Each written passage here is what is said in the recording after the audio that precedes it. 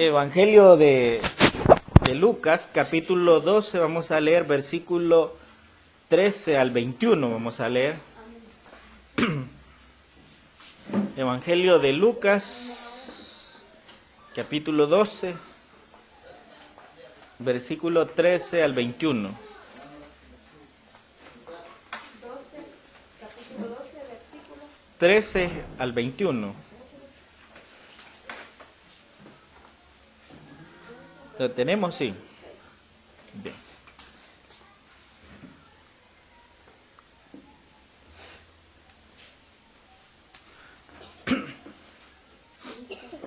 Capítulo 12, versículo 13 al 21. Leemos la palabra del Señor que dice de la siguiente manera.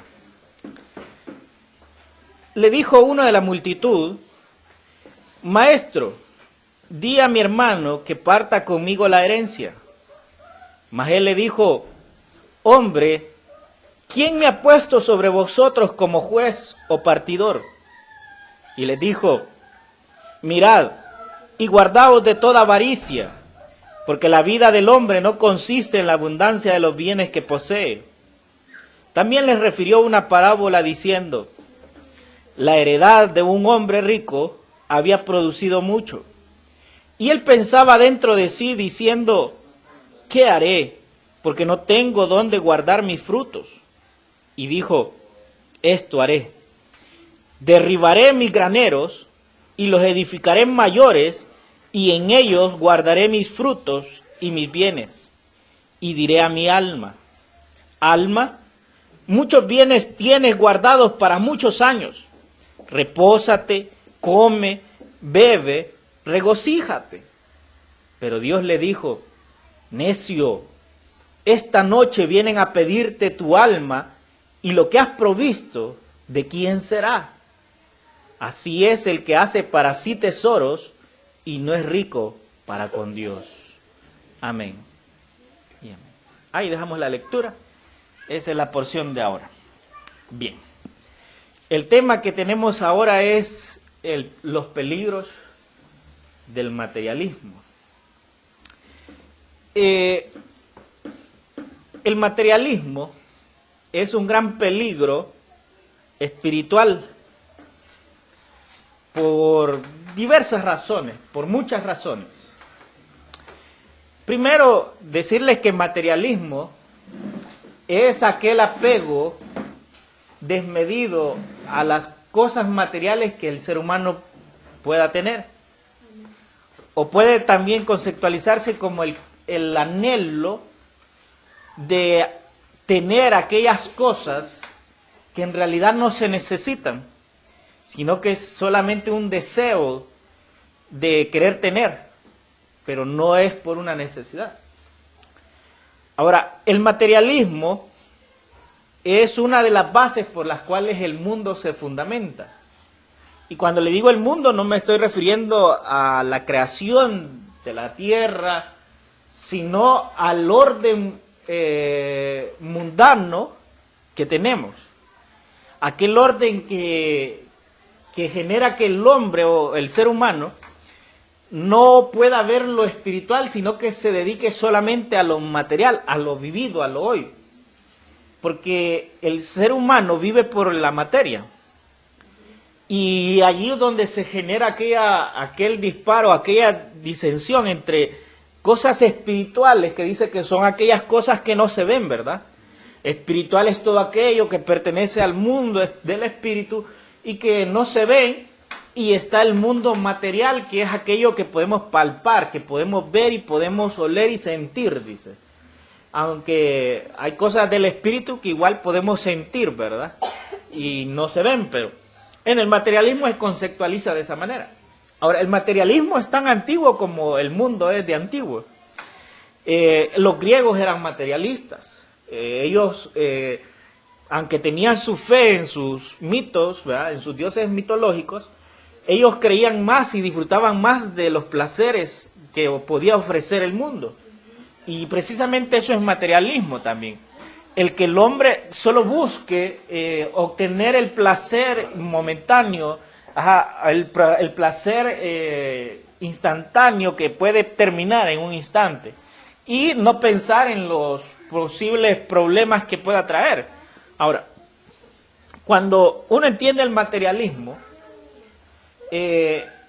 uno empieza a preguntarse, bueno, ¿y quién es libre del materialismo, verdad? O sea, no todos estamos ligados a ser materialistas porque creemos lo que vemos, porque somos necesitados de una casa y eso es material, porque somos necesitados del dinero y eso es material. Pero lo que sucede es que el verdadero materialismo no es, hermanos, tener necesidad de lo material. El materialismo es el deseo desmedido por algo, que podemos nosotros llegarlo a tildar de necesidad, pero no es una necesidad. Y le voy a poner algunos ejemplos de nuestro ahora, de nuestro hoy. Todos nosotros decimos que si fuéramos ricos, ¿verdad? Qué grande bendición fuera. Pero yo le digo, ¿para qué queremos ser ricos, verdad? Porque si de verdad necesitáramos ser ricos, entonces Dios nos supliría esas riquezas. Porque Él dice que Él nos da lo que tenemos necesidad. Pero nosotros decimos que ser rico o tener mucho dinero es una necesidad, cuando en realidad no lo es. Entonces ahí usted mira cómo el materialismo puede estar sentado en el corazón de una persona y la persona no verlo así. Y ya vamos a hablar de eso, de que el materialismo o la avaricia ciega a las personas, y las ciega de tal manera que ni cuenta se da que es un avaricioso, que es un materialista, y lo es prácticamente. Ahora, Antonio, siéntese por favor. Entonces, vamos a entrar ya en detalle. Dice la Escritura que el Señor estaba hablando, y es algo interesante, fíjense. Le voy a leer solo unos pasajes de los versículos que anteceden al versículo 13. Dice ahí que el Señor les estaba diciendo, os digo que todo aquel que me confesare delante de los hombres, también el Hijo del Hombre le confesará delante de los ángeles de Dios. Dice, guardaos de la levadura de los fariseos, que es la hipocresía, porque nada hay encubierto que no haya de descubrirse, ni oculto que no haya de saberse. Mas os digo, amigos míos, no temáis a los que matan el cuerpo y después nada pueden hacer. Y dice, no se venden 5 pajarillos por 2 cuartos, con todo ni uno de ellos está olvidado delante de Dios, pues aún los cabellos de vuestra cabeza están todos contados. No temáis, pues más valéis vosotros que muchos pajarillos. Y verso 10 dice, a todo aquel que dijera alguna palabra contra el Hijo del Hombre le será perdonado, pero al que blasfemare contra el Espíritu Santo no le será perdonado. Entonces dice, porque el Espíritu Santo os enseñará en la misma hora lo que debáis de decir. Les leí así varios versículos como que así salteados, porque quiero que noten algo. En el principio del capítulo 12, el Señor Jesús está hablando de ciertas cosas, pero las cosas de las que Él está hablando no son cosas de este mundo, no son cosas materiales, sino cosas espirituales. Como leíamos ahí hablar contra o blasfemar contra el Espíritu Santo, como leíamos ahí sobre el cuidado de Dios sobre nosotros, que dice que valemos más que unos pajarillos, y bueno, y etcétera. Está hablando de todo eso.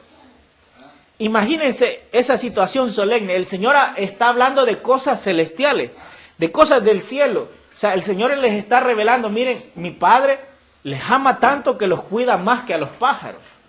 Miren, no le tengan miedo a aquel que te dice, te voy a matar, porque tu cuerpo puede matar, mas no puede tocar tu alma. Mas mi Padre que está en el cielo te puede matar y puede echar tu alma al infierno. Y está diciendo de esa manera, está diciendo, miren, no tengan cuidado con las enseñanzas de los fariseos, con la vida de los fariseos, porque lo que ellos hacen oculto, mi Padre lo va a sacar a luz. Entonces, todo lo que ustedes tienen en oculto, el Padre que está en los cielos lo mira y lo puede sacar a la luz. O sea, está hablando de cosas celestiales, espirituales. Y esa es la solemnidad que se está llevando en el momento, en la reunión que el Señor tiene. Pero resulta que en medio de esa solemnidad, en la cual el Señor no está hablando de dinero, en la cual el Señor no está hablando de materialismo humano, no está hablando de mundo, no está hablando de cosas malas, interrumpe un hombre por allí Y dice el versículo 13 que le dice de esta manera, y uno de entre la multitud, le dice, maestro, di a mi hermano que parta conmigo la herencia. ¡Pum! Se cortó toda la solemnidad, se cortó aquella forma en que el Señor estaba interesando a la gente por lo espiritual, y uno de repente ahí rompe eso y le dice, mira, dile a mi hermano que parta su herencia conmigo porque no me quiere dar nada. Oiga eso.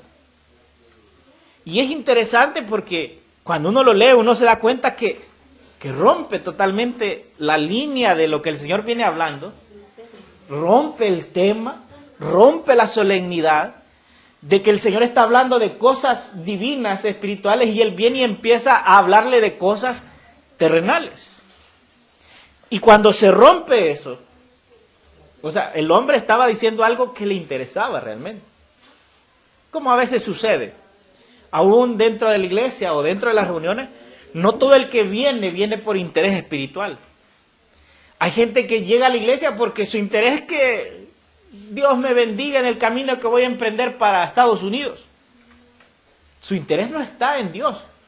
Su interés está en que Dios le ayude a cumplir el propósito terrenal que tiene. Que el fin último es obtener dinero, obtener una mejor cantidad de dinero. Dice para obtener una mejor calidad de vida, aunque cuando vienen de regreso siguen a vivir lo mismo que eran o peor, aunque ya estuvieron allá. Entonces, noten eso nos enseña esa parte, que habrán siempre personas entre la multitud que está dispuesta a oír la palabra de Dios, habrán aquellos que su interés es material, no espiritual. Vendrán viendo, tal vez los hermanos me dan algo aquí, tal vez los hermanos me regalan algo, tal vez si los hermanos oran por mí, tal vez mañana me dan el trabajo, tal vez si los hermanos oran por mí, tal vez mi hermano me mande la remesa. O sea, la gente viene a la iglesia, viene a la reunión, y solo el Señor conoce cuál es su corazón, con qué intención viene. Este aquí lo revela. Y dice inmediatamente, mi interés, maestro, aquí es que tú me ayudes para que mi hermano me dé parte de la herencia. Y viene el maestro, tajante y directo, le dice, hombre, y oiga esa palabra, no le dijo amigo. En otros casos le dice amigos, le dice. Cuando llegan aquellos con palos a buscarlo y dice, venimos a buscar a Jesús de Nazaret, le dice, amigos, ¿a quién buscáis? Le dice. Y caen aquellos al suelo atrás cuando dice Jesús de Nazaret. Pero oiga cómo le dice, amigos, y vienen con palos y piochas a querérselo llevar y hasta golpearlo. Y él les dice amigos. Pero este hombre no le dice amigo. Bueno, aún a Judas Iscariote le dice, amigo, con un beso entregas al Hijo del Hombre.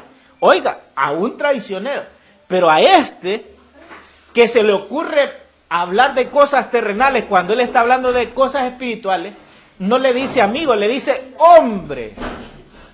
Y le voy a decir por qué creo yo que le dice hombre. Porque cuando él le dice hombre, está diciendo su naturaleza. Su naturaleza de hombre terrenal. Su naturaleza de hombre interesado solo en las cosas que pertenecen a esta tierra. Cuando éramos simples hombres, nosotros no queríamos nada de Dios. Mire, cuando yo era un simple hombre, mi interés no estaba en las cosas del cielo. Mi interés era en las cosas de la tierra. Y así es el hombre por la naturaleza pecaminosa. Por eso es necesario, como dice Pablo, que nosotros seamos transformados en hombres espirituales, dice. Pero oiga, hombres espirituales no es lo mismo que hombre. Porque cuando dice hombres espirituales está dando a entender que somos hombres que tenemos necesidad material, pero que ya no es la prioridad, sino que el Espíritu nos eleva a una posición distinta, como en el principio eran las cosas delante de Dios.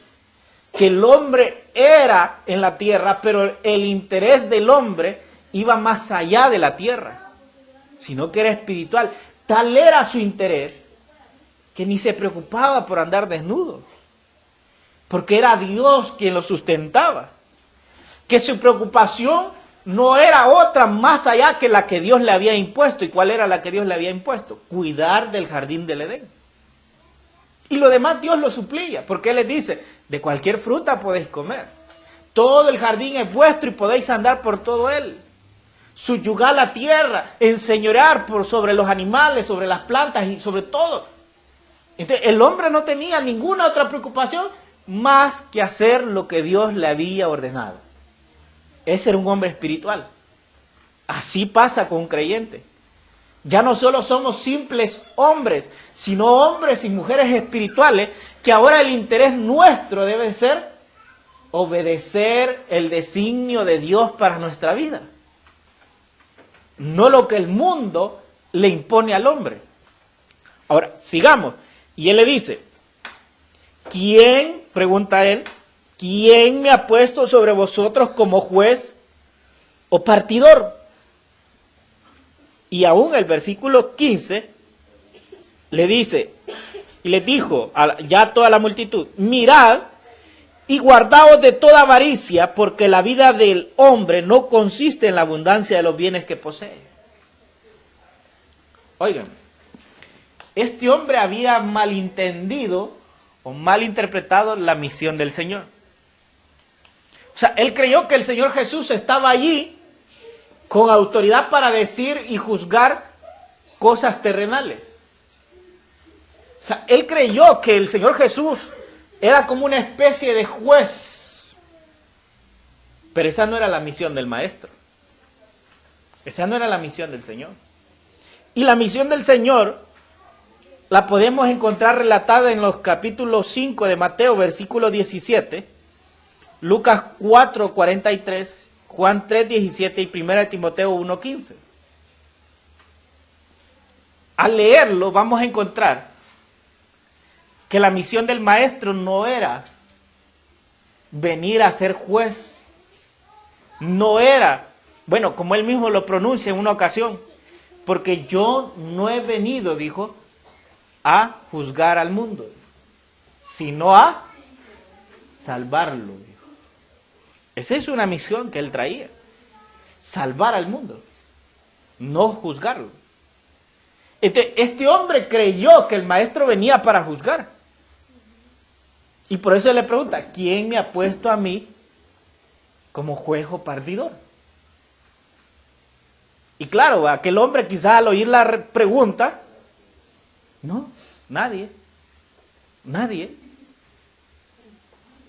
Porque Dios no está, o el Señor no está, su misión aún hoy no es la de juez ni partidor. No. La misión del Señor es salvar. La misión del Señor es rescatar. Ahora, veamos otra cosa. El Señor le dice ahí el versículo 15, ya no solo a él, sino a toda la multitud, como una advertencia. Primero dice, mirad. Mirad. ¿Qué entendemos por mirar? Ver, ¿verdad? Observar. Y guardaos, dice. ¿Qué entendemos por guardar? Cuidarse, apartarse. Es decir, guardarme en la posición que tengo es cuidarme de no de repente verme en otra posición que no deba de estar, que puede ser peligrosa. Entonces dice, y guardaos de toda avaricia. Interesante que no dice de la avaricia, ¿se han fijado? Sino que dice de toda avaricia. Porque la avaricia, aunque la avaricia es pecado y la avaricia es avaricia, la avaricia tiene muchas formas de presentarse.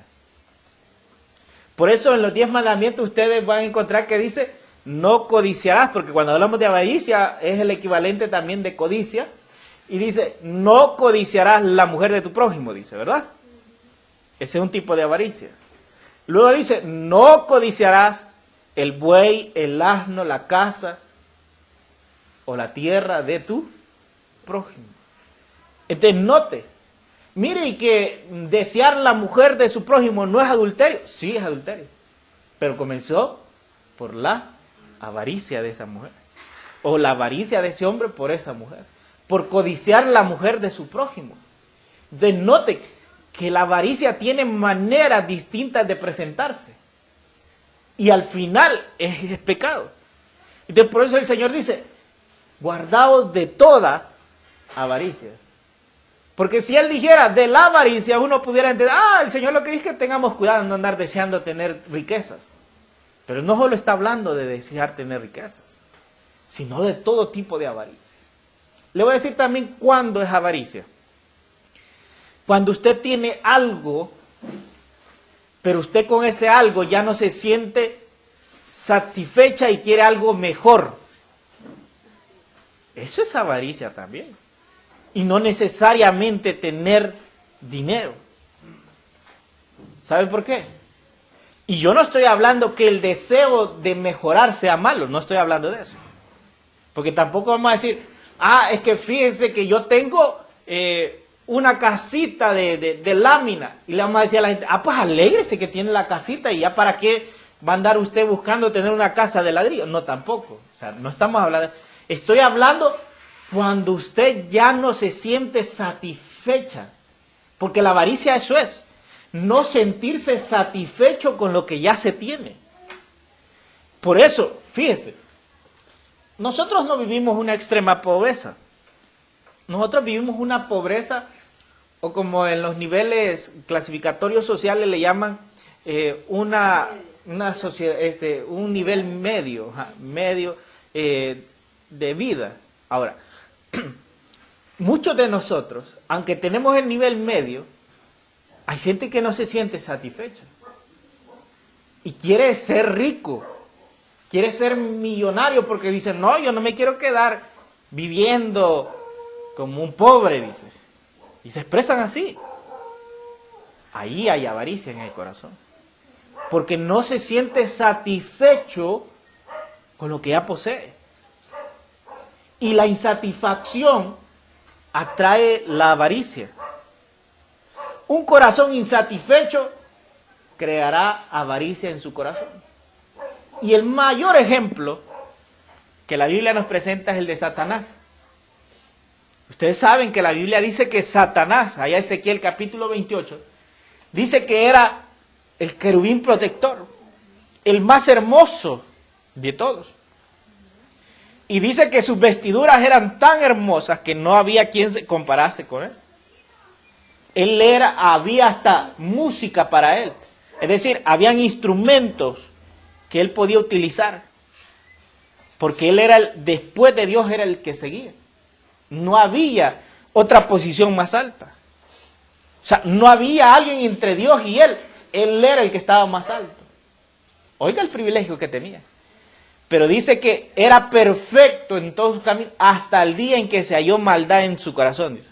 ¿Y cuál fue la maldad? Que codició el lugar de Dios.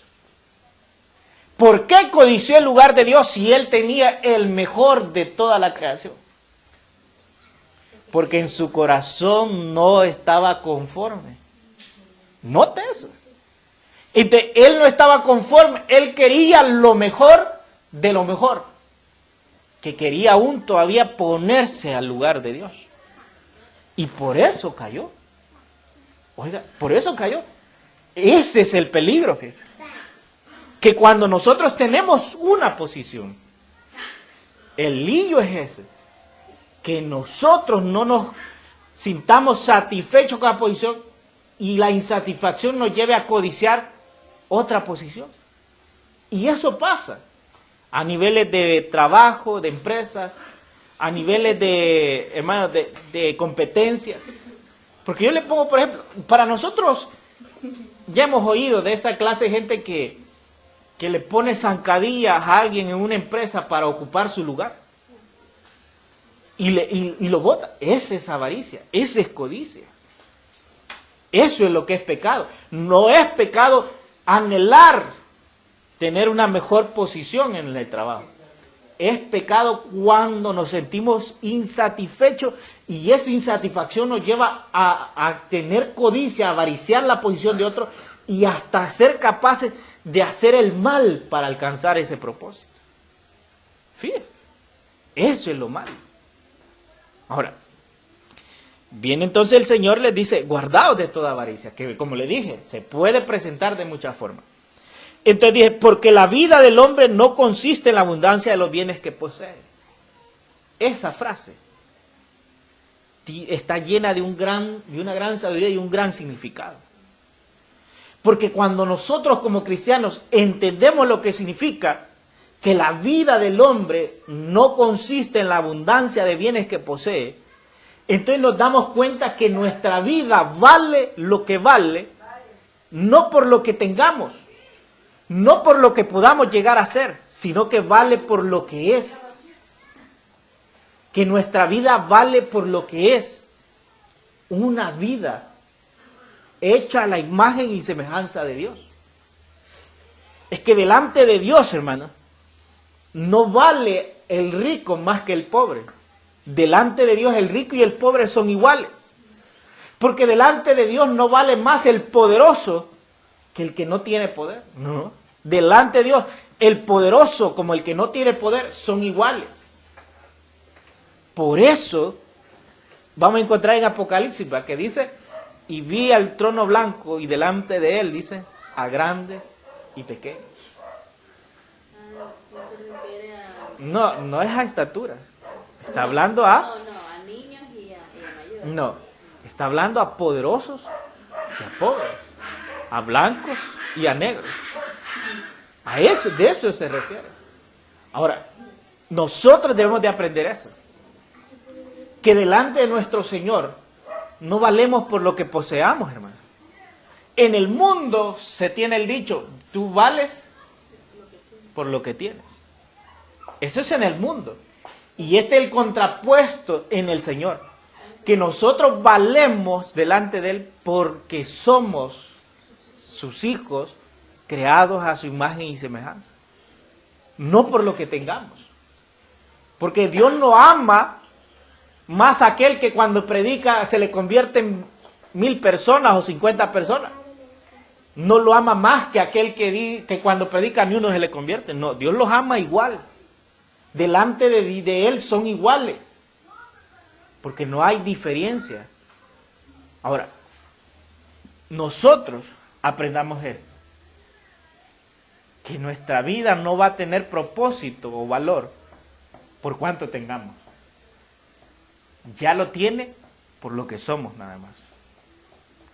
Creados a la imagen y semejanza de Dios. Luego viene el Señor.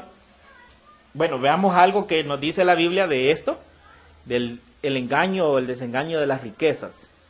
Vayamos a Salmo 39:6, ahí sí vamos a leer, libro de Salmos, capítulo 39, versículo 6. Dice así, al cual yo puse casa en la soledad. ¿Salmos qué? Perdón, Salmos, sí estoy, permítame, estoy. Sí, ¿lo tiene? Léalo, hermano. Dice, ciertamente como una sombra es el hombre, ciertamente en vano se afana, amontona riquezas y no sabe quién las recogerá. Oiga. Dice, un suspiro que se pierde entre las sombras. Ilusorias son las riquezas que amontona, pues no sabe quién se quedará con ellas. Oiga eso. Eso es el hombre cuando se afana, cuando el materialismo le ha ocupado su corazón y se afana por amontonar riquezas.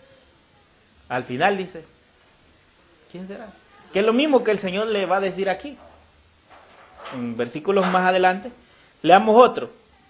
Leamos Eclesiastés 5:12. Y ese Eclesiastés es uno de los libros que más habla sobre el engaño de las riquezas, de la vanidad de la vida, de querer poseer tanto. Eclesiastés 5:12.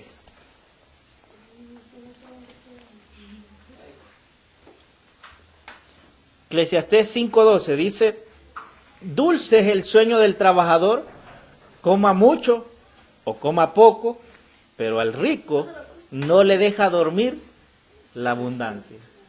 Oiga eso, hermano. Eso es lo que yo digo, hermano. Y eso es cierto, fíjese. Que el rico no puede dormir pensando en tantas cosas que tiene y no las quiere perder. Que no puede dormir.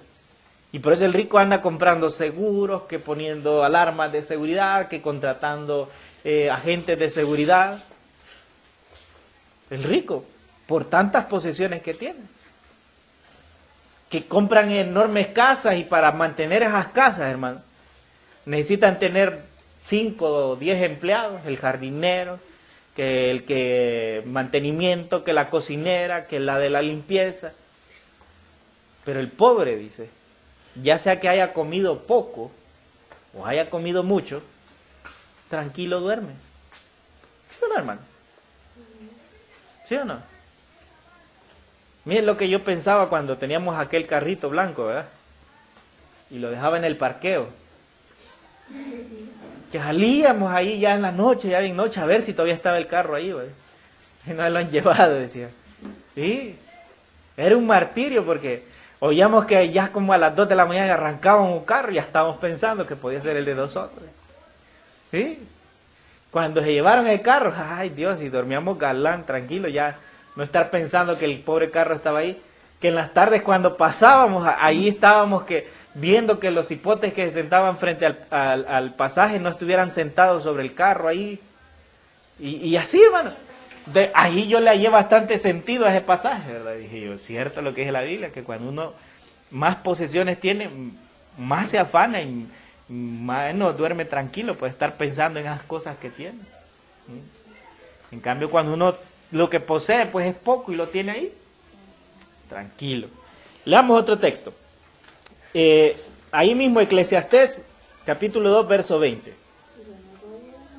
Eclesiastés está después de Proverbios. 2:20. Aquí está después de Deuteronomio, en el volar. Eclesiastés. ¿Eclesiastés qué? Eclesiastés, Efesios, ¿Eclesiastés está desordenado. Quizás. qué? Eclesiastés 2:20 dice, bueno, leamos, aquí dice: 20. volvió por tanto a desesperanzarse mi corazón acerca de todo el trabajo en que me afané y en que había ocupado debajo del sol mi sabiduría. Fíjese que eso es cierto, hermano. Cuando uno acaba una obra, es cierto, llega un momento que uno se siente contento de que ha terminado una obra. Pero después uno se queda preguntando, ya la terminé, ¿y ahora de qué sirve? Eso es lo que está diciendo Salomón. Él dice, medité en lo que yo hice en toda mi vida con la sabiduría que me fue dada bajo la luz del sol. Y he notado de qué vale, de qué sirve. Es lo que yo les digo a la gente que se afana trabajando, hermano. Yo les digo, mire, el trabajo nunca se va a terminar. Y vienes y llegas hasta domingo a trabajar porque dices, quiero adelantar trabajo, ¿verdad? Y llega el próximo viernes otra vez y te das cuenta que aunque adelantaste, sigues teniendo la misma cantidad de trabajo. Entonces te preguntas, ¿de qué sirvió afanarme y venir hasta el día domingo? ¿De qué sirvió?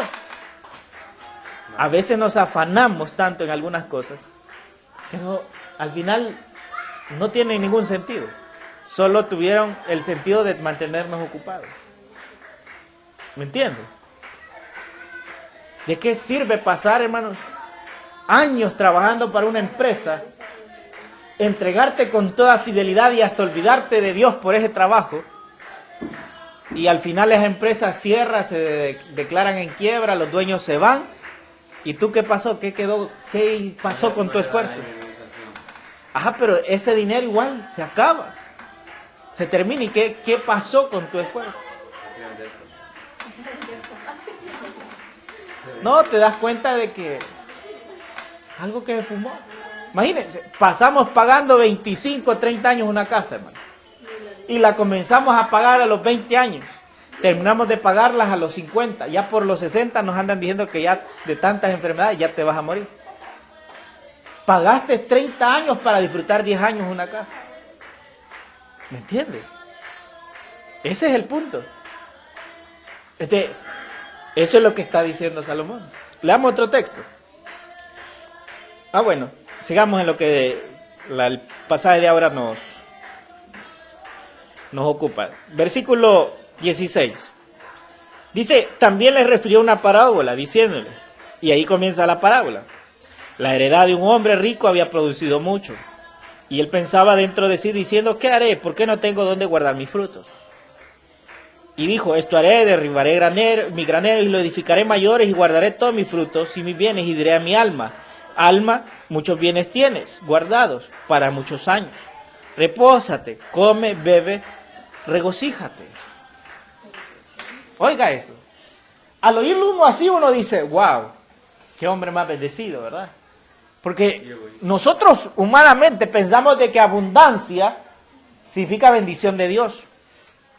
Nosotros humanamente pensamos que tener muchas posesiones, bueno, y en el evangelio de la prosperidad esa es la idea, que aquellos que más cosas tienen o cosas más bonitas tienen son bendecidos de Dios. Pero como yo digo, hermano, no todo lo que recibimos viene de Dios muchas veces.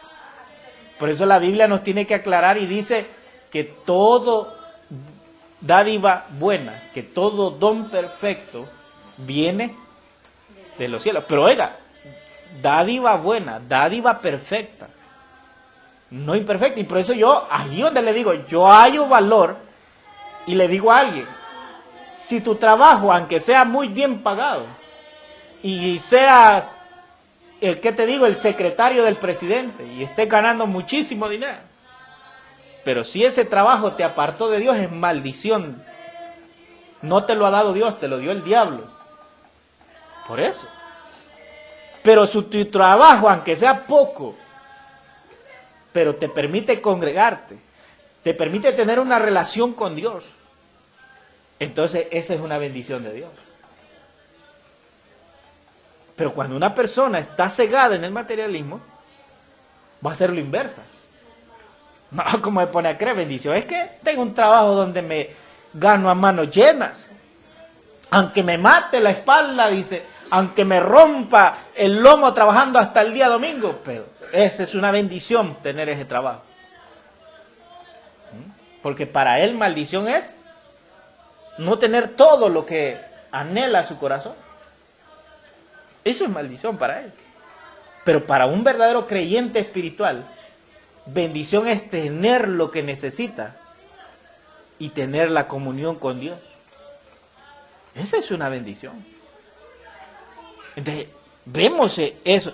Ahora, pero este hombre, ¿verdad? Recibió grandes cantidades de frutos. Tal era la cantidad, dice, que no cabían en sus graneros. Entonces estaba ante el dilema y dijo, bueno, ¿qué hago? Y dijo, ya sé. Como era rico, dijo, voy a mandar a demoler estos graneros que tengo. Y los voy a edificar más grandes para que me quepa ahí todo lo que he cosechado. Y no solo lo que he cosechado. También voy a guardar dentro de esos graneros todos los bienes que posee. Note, ahí hay una diferencia. Está hablando del fruto que ha recibido, pero también está hablando de los bienes que posee. Entendido bienes como cosas materiales, podría ser riquezas como oro, plata, cosas preciosas que podía guardar en esos lugares. Entonces él montó un proyecto, ¿verdad? Y él dijo, bueno, una vez hecho esto, dijo, ¿qué hago? Entonces él dijo, bueno, tengo lo suficiente para muchos años. Dijo. Como cuando nosotros decimos, ¿verdad? ¿Qué haría usted si se ganara $1,000,000 de dólares? Ah, hermano, dejo de trabajar y me doy la vida y paso años sin trabajar. Dijimos. Lo mismo dijo este, solo que él no fue un supuesto, él en realidad tenía todo eso. Entonces dijo, tengo lo suficiente para comer, beber y vivir y comprar para muchísimos años. Dijo. Entonces, ¿qué hago? Me siento, dijo, voy a decirle a mi alma, deja de preocuparte, deja de afanarte y sentate, come, bebé y alégrate. Cuando dice ahí regocíjate, está hablando de alegrarse, de hacer banquetes, de hacer fiesta, de mantenerse enfiestado, como hacen hoy los ricos y famosos, ¿han notado? Bueno, tenemos ahí el caso de Ronaldinho, famoso por sus fiestas, ¿sí? Por eso dejó de rendir en el fútbol, ¿sabían? No. ¿Sí? Porque él lo que hacía es que en las noches se salía de la concentración y se iba a fiestones hasta las mañanas. Y era de todos los días, pues. Y por eso dejó de rendir y por eso lo sacaron del Barça. Entonces, esa misma actitud, él dijo, bueno, siéntate, alégrate, come, bebe y hagamos fiesta, regocijémonos, dijo. Porque tienes lo suficiente. Y dice el Señor. Ahora, este hombre, allí, recibe la respuesta del Señor, versículo 20, le dice, pero Dios le dijo. Oiga, Dios le dijo. ¿Qué entendemos cuando dice Dios? Cuando dice Dios, y en mayúsculas, habla del Eterno, del que lo conoce todo, el que lo sabe todo, el Dios poderoso, el Creador. Le dijo, necio. Le dijo. ¿Qué es un necio? Sin entendimiento.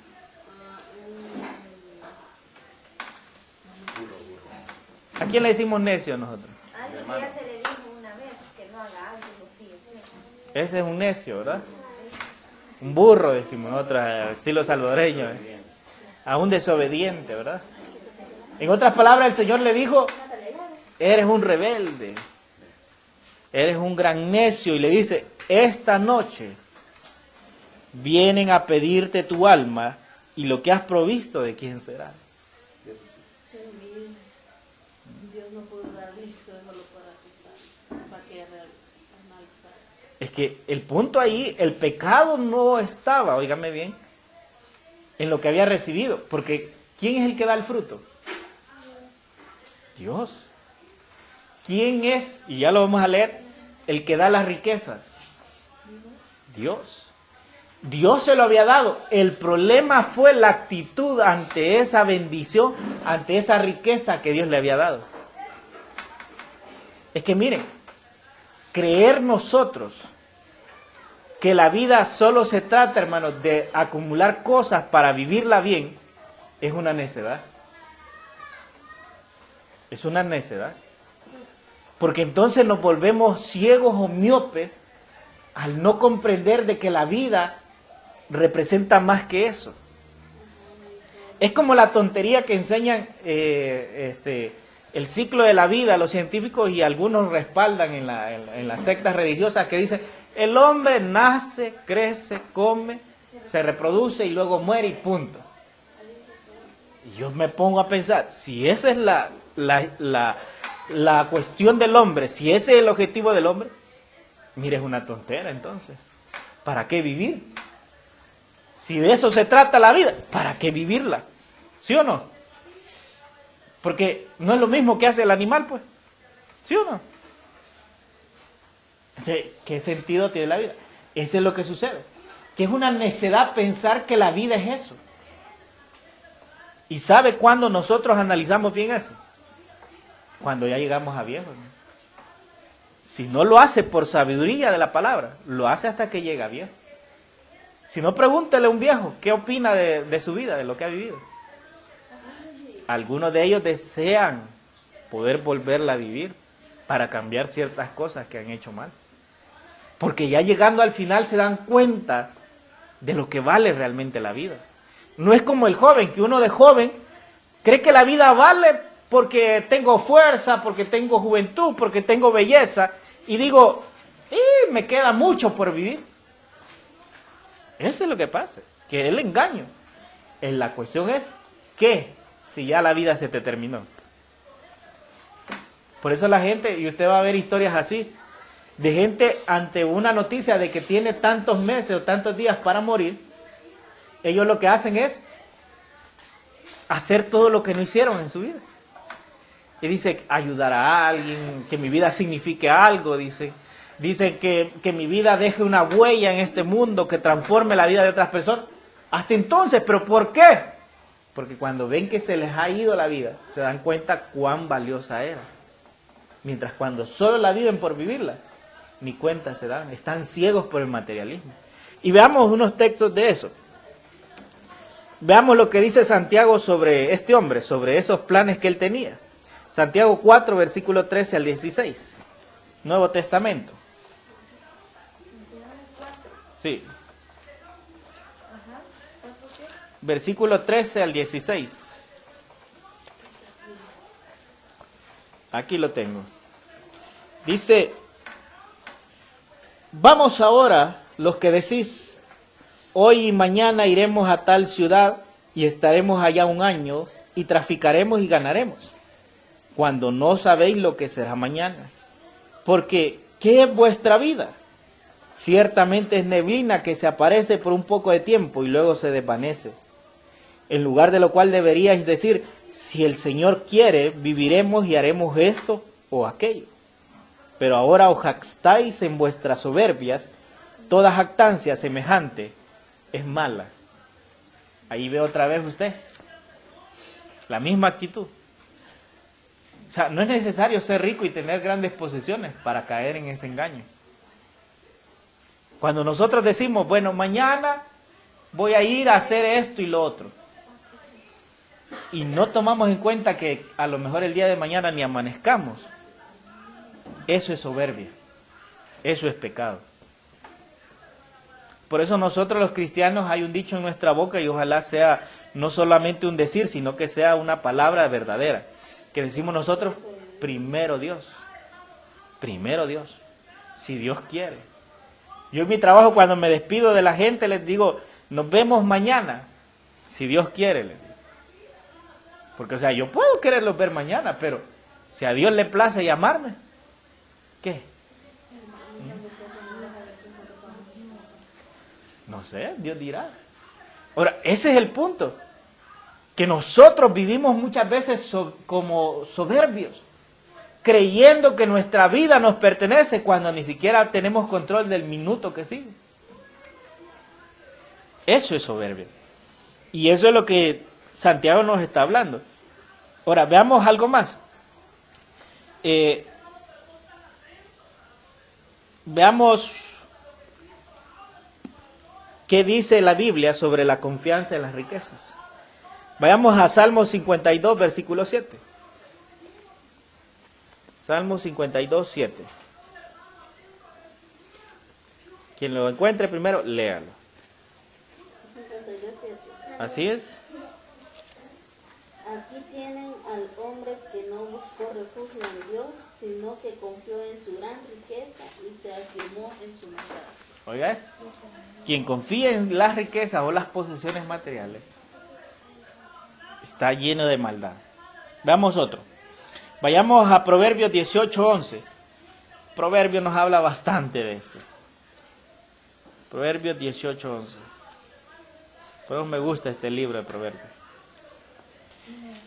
Dice la palabra: las riquezas del rico son ciudad fortificada y como un muro alto en su imaginación. 18:11. Oiga eso. El hombre que confía en las posesiones que tiene o en sus riquezas, dice Dios que su seguridad es solamente en su imaginación.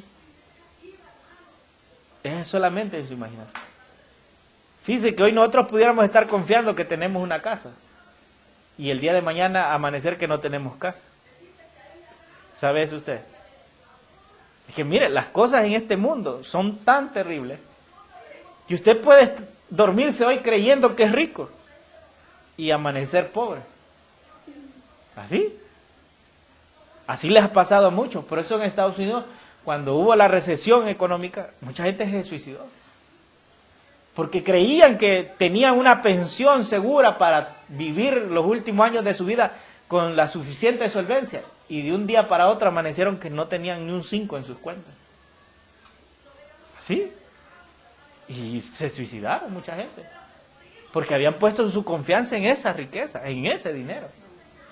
Gente que que estaba pagando una hipoteca con una casa muy bonita de esas que sabemos ver en las películas.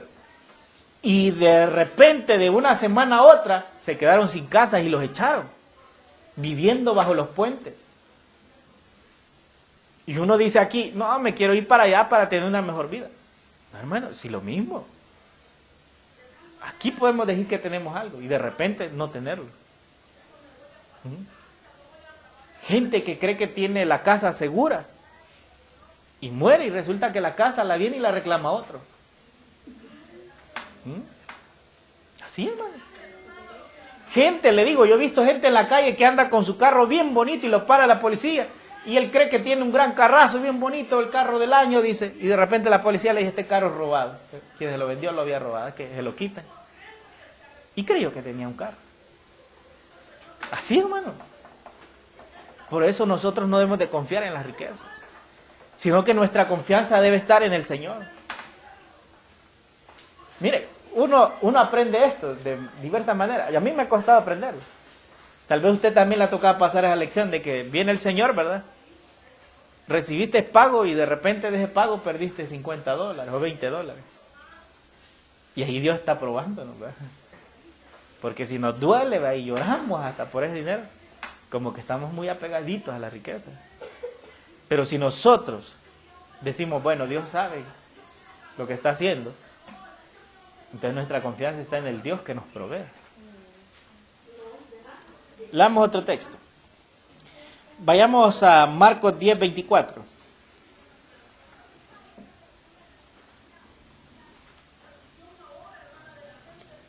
Marcos 10:24.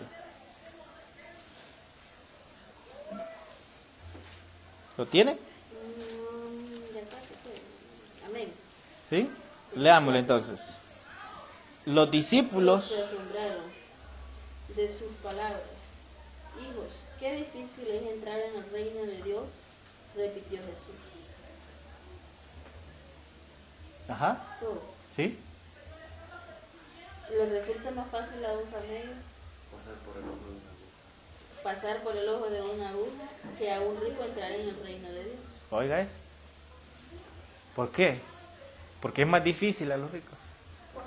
Porque su confianza y su seguridad está puesta en la riqueza. Y ese es el engaño materialismo. Leamos otro. 1 Timoteo 6:17. 1 Timoteo 6:17. Ok, lo tengo yo acá, dice: a los ricos de este siglo manda que no sean altivos, ni pongan la esperanza en las riquezas, las cuales son inciertas, sino en el Dios vivo que nos da todas las cosas en abundancia, para que las disfrutemos. Mire, eso es algo importante. 6:17. Cuando nosotros tengamos algo, sepamos que Dios nos lo da para que lo disfrutemos, pero también para que lo compartamos. Y no para poner nuestra confianza en Él. Por eso yo no acepto, hermanos, que a veces hermanos como cristianos tienen su picad y no lo quieren llevar a las actividades de la iglesia porque no quieren llevar a los hermanos, porque dicen, ay, que se me va a arruinar, ay, que como ustedes no me van a pagar lo que se va a arruinar.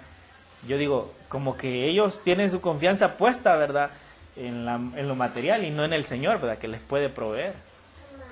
Entonces yo le digo, yo lamento eso, que muchos hermanos sean así, hermanos que ni siquiera quieren prestar su casa para una reunión de niños porque dicen, no, me van a arruinar los sillones.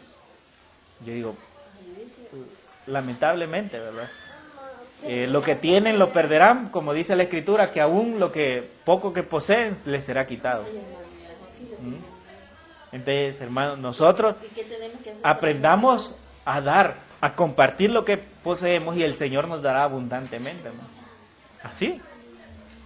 Si te defraudaron, si te robaron, no te preocupes.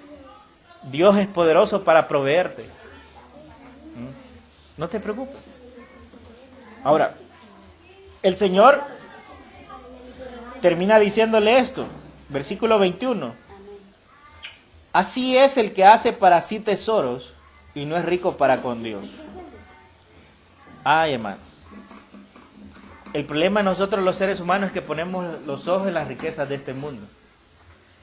Porque cuando nuestro corazón está puesto en la tierra, en las riquezas de la tierra, entonces nosotros estamos lejos de Dios. Y uno se comprueba, hermanos, esto hoy con la manilla de los celulares, ¿verdad?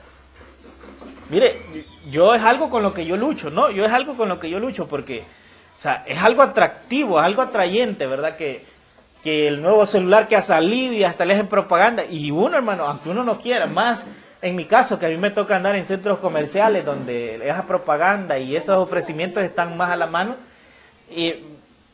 llama la atención y uno quiere ir a ver qué nuevo trae, cómo está, y quieras o no, tienen como esa atracción que trata de dominarle a uno la voluntad de que tenés que tenerlo, que tiene que tener ese, porque mira, ese tiene cámara de tantos píxeles, que mira que ese, lo quiere dominar a uno. Entonces yo le digo, y yo le soy sincero y franco aquí, esa es una lucha mía, que yo cuando veo esas cosas me retengo, lucho para no ser atraído, me llama la atención y me gusta estar informado, pero trato de no llegar al punto de que yo en mi corazón tenga que decir, lo quiero tener o lo voy a comprar, no. Quiero tener lo que necesito, nada más, no más allá. Entonces, eso de los celulares tiene eso, hermano. Y usted lo va a ver, y en la juventud es más duro eso, porque la juventud es más atraído a eso. Pero si no tiene Cristo, ¿para qué gastar ese dinero? Ah, ese es otro detalle. Que Dios es bueno y por eso creo yo que no nos deja tener más de lo que debemos. El problema es cuando lo tenemos, hermano. Como aquel que va entrando, hermano. Fíjense que en el área de la economía o los bancos, cuando una persona que acaba de cumplir los 18 años y ya empieza a tener su empleo, ellos le dicen a esa persona, mire, usted está referido en nuestro banco como un cliente AAA, le dice, porque usted es un potencial consumidor de nuestros productos, así que a usted le hacemos unas tasas más bajas, le pedimos menos requisitos para darle el préstamo, para darle este producto, y la persona se lo cree. El joven, como va entrando al mundo del comercio, se cree, mire, qué bien, me van a prestar $5,000 y solo pagando $30 mensuales. Y allá va el pobre, y agarra aquel préstamo, o agarra aquella tarjeta. Y luego viene el comercio, que mira, ¿qué vas a hacer con los $5,000? Mira que te deberías de comprar un carro. Ajá. Y va y se lo compra, ¿verdad? Y resulta que ahora que tiene el carro, ya tiene una cuota de $30 para 5 años, 6 o 8 años pagando. Ahora viene el gasto del carro, ¿verdad? Consumirle al carro, porque el carro no camina sin gasolina, ¿verdad? Porque el carro se arruina, el carro hay que lavarlo, el carro hay que limpiarlo, el carro hay que comprarle si se quemó un foco, porque si no te detiene la policía y te pone un esquela y ya va el otro gasto. Y así el pobre que acaba de entrar en el mundo del consumismo, del comercio, cuando viene a darse cuenta, su salario, aunque para él parecía mucho, ahora resulta ser poco. Ajá, y entonces dice, no sé si solamente estoy pagando el préstamo y son $30 mensuales. ¿Por qué no me alcanza? Es que hay otros gastos que uno no mira. Sí, hermano, viera, si uno no analiza eso, cuando uno es nuevo, y casi la mayoría caemos en eso, hermano. Casi la mayoría. Por eso yo hoy me he dado la tarea, analizar bien lo que me dicen, porque cuando uno va al banco, hermano, va que sí, no, se oye bien bonito aquello que le dice, hasta 100 veces tu salario te prestamos, ¿verdad? Y con cuotas chiquitas le dicen a uno. Y las ventas de muebles dicen, venga y lleve su electrodoméstico ¿cómo le dicen? Letra corrida. No va a dar prima. No necesita fiador, le dice. Y llévelo por $25. Le dice. Pero mire, hermano, usted pasa pagando $25 por 4 años. Por un electrodoméstico que en un año, si lo hubiera ahorrado, lo hubiera comprado. Entonces, ¿me entiendes? Pero ¿qué genera eso? El consumismo, el comercio y el materialismo en nosotros. Porque usted va a ver que la gente sale de un aprieto para meterse a otro. Me ha salido de uno y me meten en otro. Véalo usted, si un día usted de su salario dice, me han quedado $30 libres, inmediatamente en su ser siente el deseo de ir a ver en qué se lo gasta. Sí. Y va pasando por ahí, mira, está barato el pollo, $10.99 por 15 piezas. Y yo digo, ¿se va a comer las 15 piezas? Sí. O sea, está bien cuando de verdad por alguna razón los necesitamos, vamos a hacer una comida, está bien, 15 piezas porque las vamos a usar, pero realmente es necesario, ¿sabes? Sí, sí, solo somos 3-5 piezas cada uno. O sea, no, hermano. Mi esposa, fuimos a comprar al súper y nos dijeron ahí, llevamos un rollo, 4 rollos de un papel higiénico, y me dijo el cajero me dijo, mire, me dijo, no quiere llevarse la oferta, me dijo, si se lleva el otro, porque valía $2.5, se lleva los otros por $4.10, se lleva el otro y le regalo otro, me dijo, o sea, en total se lleva 12 rollos, me dijo, y solo paga 2, me dijo, son $4.10, me dijo, o $4.40, y mi esposa me dijo, oye, ¿se oye bien?, me dijo, 12 rollos por $4.40, ¿se oye bien? Ajá, y vine yo también ya estaba cayendo, de verdad, dije yo, está buena la oferta, pero de repente caí y le digo a ella, pero ahorita solo necesitamos 4, no necesitamos 12, o sea, ahorita es gastar el dinero por gastarlo, porque 12 nos iba a durar hasta para un mes, pero a veces hasta puede durar menos, gastamos menos cuando hay menos papel, porque eso resulta en la casa, que cuando hay más papel como que se empeñan en gastar más papel. Entonces le digo yo, no, le digo, si solo los 4 necesitamos, ahí nos vamos. Pero la mayoría caemos, ¿sí o no? Es decir, llevémoslo, decimos, llevémoslo. Pero lo necesitamos, no. Entonces, terminando, el Señor ahí dice de que debemos de hacernos riquezas espirituales. Y voy a leerle un versículo así rápido. Santiago 2.5. Santiago 2.5. Y terminamos. Lea conmigo Santiago capítulo 2, verso 5. Dice ahí, hermanos míos, amados, oíd, no ha elegido Dios a los pobres de este mundo para que sean ricos en fe y herederos del reino que ha prometido a los que le aman. Oiga eso. Dios nos ha elegido para ser ricos en la fe y herederos del reino prometido de Dios.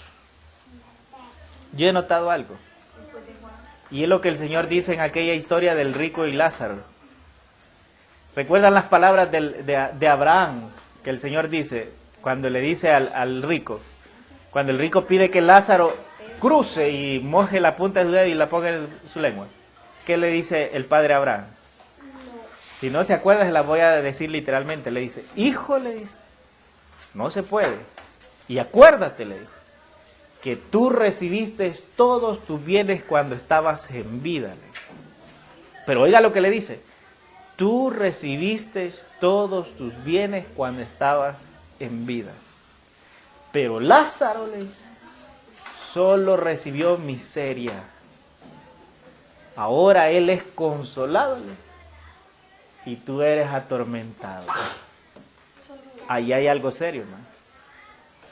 Para aquellos que dicen, yo quiero ser rico aquí. Si tú eres rico aquí, yo creo que no tendrás nada allá. Pero si tú eres pobre aquí, creo que toda tu riqueza estará allá.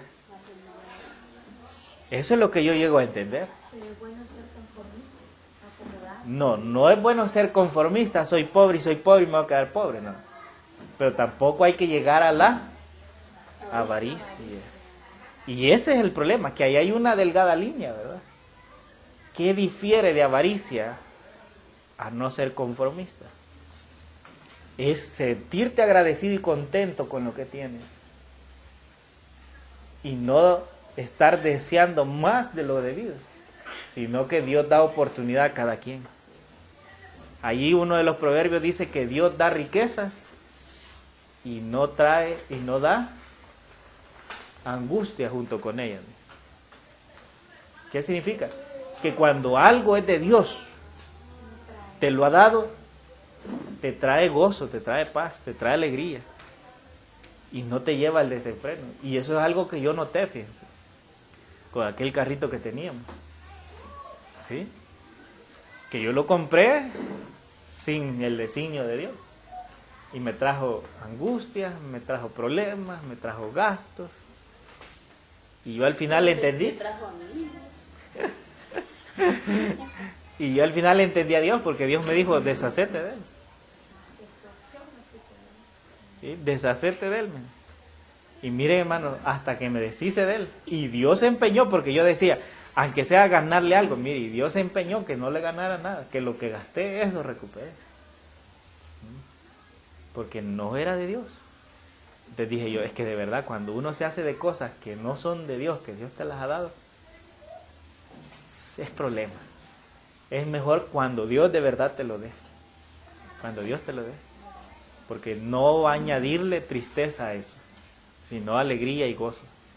Así que no se afanen por tener algo, y cuando vayan a comprar algo que determine su vida, pídanle dirección a Dios. Porque si van contra su voluntad, traerá tristeza.